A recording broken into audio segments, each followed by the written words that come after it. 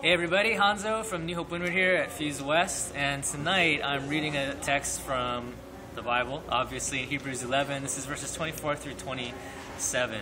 And if I back up a little bit, we all do not want to be the people that are disgraced or that are shamed in public. We want to be people that are praised and not put down. And we want people to think that we have it all together, that we're good looking, all these different things.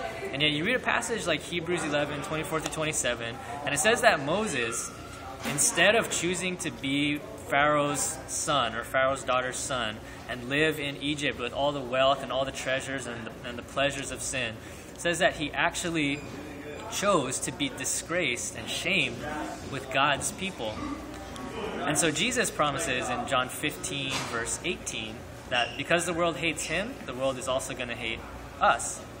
And so I'm reading that passage in Hebrews and I'm going, okay, do I believe that as a follower of Jesus, the world is actually going to disgrace me or sometimes violently hate me? Like, do I really believe that? And then if I believe that, like, how do I resolve it in myself that that's actually a good thing? Do you know what I mean? Like, how could that possibly be something that I look forward to, and that as a follower of Christ, I'm like, yes, I'm all in for that. I'm super stoked about it. How does that happen? And so basically, when you look a little bit further in that same passage in Hebrews, it says that all these cast of Old Testament heroes of the faith, says that they were looking forward to some kind of reward.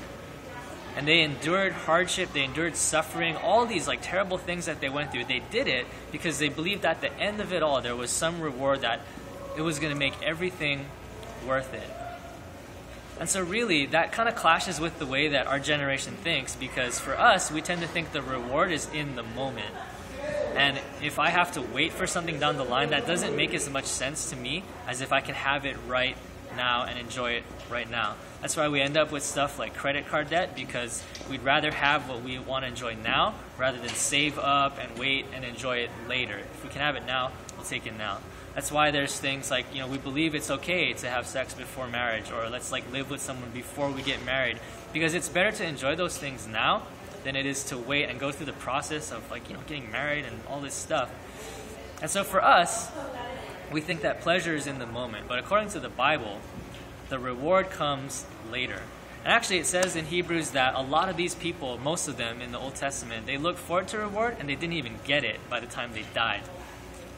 And so really we find out in the New Testament and the Gospel that Jesus is the reward. And that's what the Old Testament people were looking forward to. It was a personal relationship with God that didn't require them to sacrifice or do any of these things. It's just personal fellowship with God in the flesh. And that's really the reward.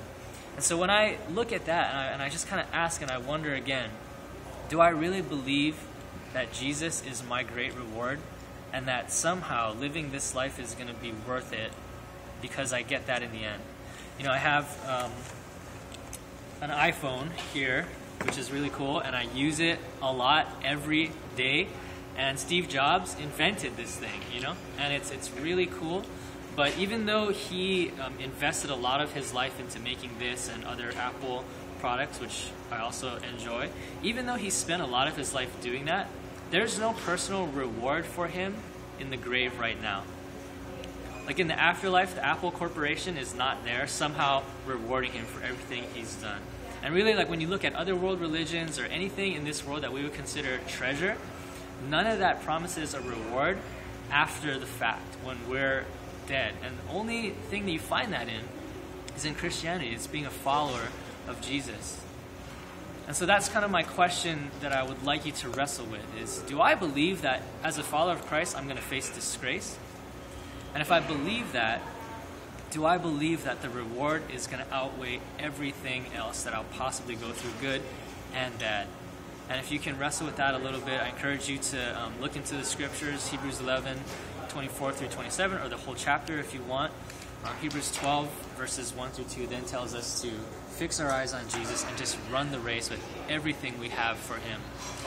And so, if anything, I hope that builds up your faith, it encourages you a little bit. And thanks again for having me at Fuse West. Can't wait to come back again. See you guys later.